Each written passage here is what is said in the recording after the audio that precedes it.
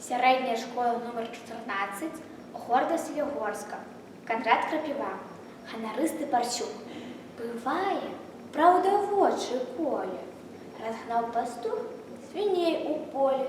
Адзін вялізарны Парсюк, які абегаў вёску ўсю. За раніцу абшнырыў за вуголле.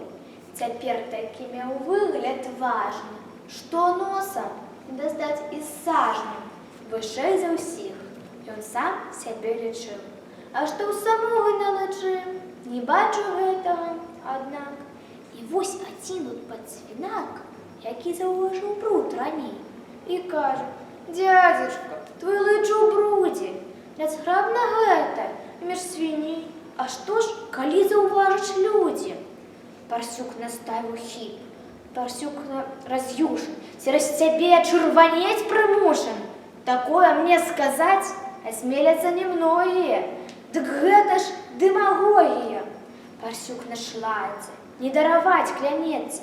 І месца мокрага, крычыць, не застанецца. Ты мой свінячы гонар закрануў.